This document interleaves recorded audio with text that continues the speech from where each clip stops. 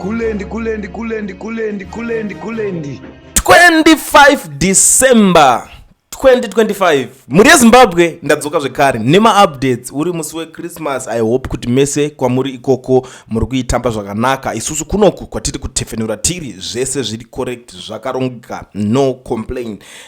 Panapa ndine imwe nyaya yaita kuti tiri pakati pekutamba Christmas kudai so tofanira kunge tichiziva because vanhu vacho vanenge vakuno celebrate ka zvoita kunge vari kushanda hard kudarika imimi, zvoita kunge vari kuita zvinhu zvine brain, zvinhu zvine musoro kudarika imimi mese. Saka ndati aiwa regedzai ndinyatsofambira nyaya idzi nguva dzichiripo, zvinhu zvichiri zvakanaka kudai so that imimi munozoziva, mukazoona kana pane dzimwe mari dziri kushota munozoziva kuti mari dzakaenda kupi, kana kuti mukaona vachitanga vakuda kurarama zvinenge zvemhando yepamusoro muziva kuti mari dzacho idzodzo dzakabva kupi. Ndogara ndichirangarireni, unonzwa papepa kunzi muhondo taizviti zvigananda dzamuri kuti mpinga. It's a topic for another day. Right. Zimbabwe's parliament spent 400,000 to upgrade the private home of Senate Mabel Chinomona. The money was used to buy luxury items such as curtains, beds, kitchen appliances, vases and flower pots. An investigation found that this purchase did not follow required tender procedures. The spending was flagged by Auditor General Ri Kujinga in her 2023 and 2024 audit reports on parliament. Ndo mamirire akaita chinhu chacho 400,000 yakaspendwa, yakashandiswa kuti vanhu vaya upgrade zvinhu zvemba memunhu, tuma curtain tumachichi. Iwe chinhu wani chiri kundinetsa inini ndechekuti ukaona imba yaMabel Chinomonawo zvake president of senate ichishandisirwa that huge amount of money kuti iupgradewe, what more imba yapresident weZimbabwe inenge yakaita zvokuitwa sei? Kana muchishandisa mari kuti apa pasikunzi mari yakatorwa kuvaka imba, because mari yatiri kutaura nezvayo panapa inotenga dzimba, ndio mari yatiri kutaura nezvayo panapa. Kune vandogara kuchitungwiza, you know zvandiri kutaura kuti panotengwa dzimba ngani pa 400,000, you know kuti dzimba ngani dzinotengwa ipapo. But look, mari iyo iri kungotorwa yospendwa nemunhu just like kunga amena just vari kuspenda mari like zero, like nothing, like apana kungotora mari vachi awamana 400,000 is a lot of money. Let's be very honest with each other panapa. Hapana pekuti tinganzwa zifigure remari yakadaro to pretend as if hapana zvaitika. Azviite kana tiri vanhu vane pfungwa dzakakwana, ndo nyaya dzekuti tinotomboti right muchimboisa ameno whatever zvamuri kudyisa Christmas dzacho dzodzo, kana muri kudhakwa momboisa doro paside, mombonyatsonzwisisa kuti chii chiri kumbonyatsofamba sei. Ndo zvinhu zvekuti we demand answers at the end of the day. Inyaya dzekuti tikapinda muparliament hatiri nyaya dzekuti masvika muparliament mbongonzi aiwa point of order gara pasi withdraw your statement, that we don't want such nonsense. Tiri kuda ma-answers. Why? Ime shortage yemari iri kuitika munyika yeye pozana mama department akawanda, ukaona tichitarisa kana kuti nyika maroads akadhakwa pepe. Chii chatiri kutarisa kuti maroads akadhakwa? Tiri kutarisa kuti maybe mari iri kuvashotera, that's why vasati vagadzirisa zvinhu. Handiti patiri kuona kuti muzvipatara mishonga hamusati yamo, tiri kutarisa kuti pamwe ishortage yemari zvinhu hazvisati zvabatana. Handiti patiri kuona kuti even economy kuramba yakangodhakwa mabasa asi kubatika industry yasunyatsorana zviya zvinotarisirwa kuti vana vevamwe vange vachiwana mabasa. Tiri kutarisa kungoti no hazvisati zvanyatsobatana, but mari dzikabatana zvinhu zvichaita bo. Tiri pakati pekutarisa zvinhu hazvina kubatana ipapo, ndo patiri kusvika toti dhuma nevanhu vari kutorwa luxury yavo. Imagine. Saka toti kwakanyatsonangwa chako ndekupi?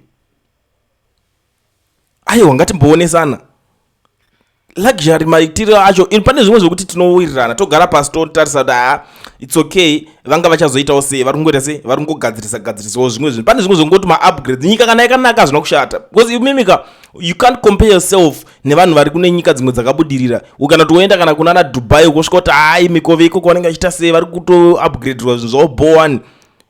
Hazvishande zvichidaro, tinotarisa nzvimbo yauri.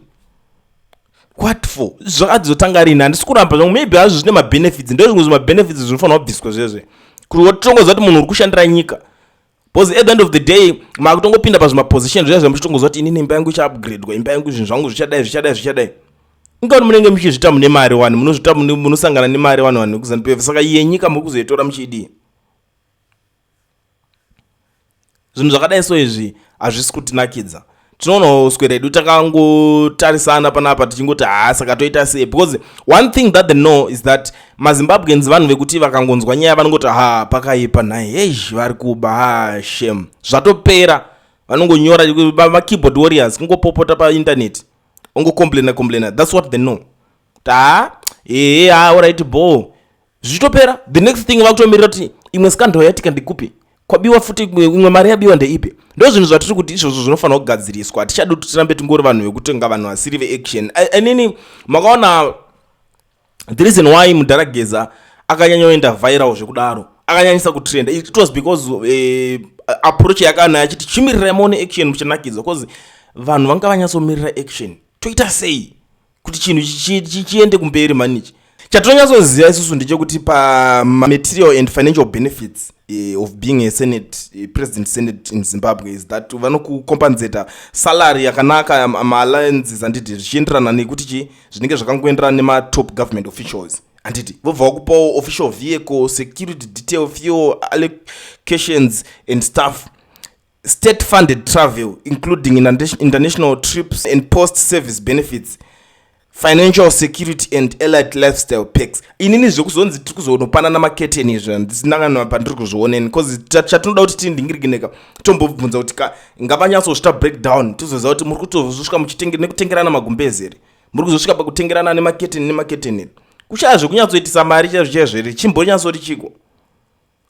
Inini zvinhu zveZanupf inineka ndosvika pakutozvitya chaizvo kuti vanhu vanombonyatsotembei chaizvo vanonyatsotemba. But inini sekutaura kwandazviita ndozviziva, vanotemba kuti mazimba pana chavanoita, mazimba kungoteerera vangoti pakaipa, that's it. But anyways, muri yeZimbabwe since nhasi izuva rekuti vamwe hamusi nyanyori mumudhu, kungovhurana brain kuitira kuti pamune muchifarai zvekusazofarisisa. Hatidi kuti vanhu muzosvika muna taisireva, handiti muzosvika pakurasikirwa neupenyu. Chimboona imwe incident yakatika just before paTrabulus pepe, pana vamwe vakatofa, I'm sure havana kukwanisa kutamba that Xmas, but parunzi 3 vakabuda, but 1 since vanga vari 4, 1 havana kumaona kuti zvakafamba sei, achingori mumvura, maybe crane iri kushayikwa. So fambai zvakanaka mugwagwa motikari, because makrane acho muri kuziva kuti zvikunetsa. Look at it. Mota yanzvenga bridge kwakupinda mumvura umo, 3 vanhu vari vabuda vari vapenyu, asi vari kutatire 4. Ndo zvinhu zviri kuitika muZimbabwe izvozvizvi vana vefu. So ndangoti inini zvakakosha kuonesana kuti onaiwo zvinhu zviripo paground ndo zviri kuitika. Vanhu matsaona akawanda ndikada kumabudisa ese panapa munogona kutozotya kudhiraivha kana nedzimotikari dzacho, but ngoti ndingokuratidzai kuti mutese mufambe mune zvakanaka kuitira kuti muzive kuti kune basa rinoda kuzobatwa nemi munyika umu. Handiti saka kana pane zvese zvamuri kuita, ziva kuti unofanira kugadzira life yevana vako at the end of the day. Saka farai asi musazonyanye kudarikidza. But ndisati ndaenda zvangu sandarowa pasi, ndoda kuendawo kumakulayo like what you guys are doing. Ndoda kugara ndakushandisa mukana kukuzivisai kana uchingori muSouth Africa uchida kuregisterwa company, obva wavhurirwa FNB business account usina work permit kana study permit, pane company inonzi education research ndo inokwanisa kuregistera company yokuvhurira FNB business account usina work permit, but unofanira kunge une passport iri valid. Handiti saka garai mavabata mutaure navo veeducation research vakubatsirei. Unoziva kuti nguva inei yeChristmas zvakadai so yeXmas vanhu vari kunakidzwa kuti ase ndo time yekutoplana upenyu ipapa, ndo time yekutorowa mainquiries ekutoziva kuti gore richitanga ndofanira kutanga zvinhu zvangu zvakadai wakutoitirwa zvinhu zvako, so that zvimwe zvese zvinozouya ndopatinoti hanzi zviuya zviri mberi, but life unonga watogadzirisa nhasi. So contact them, namba ndakusiyirai pascreen, mutaure navo vakubatsirei ipapo.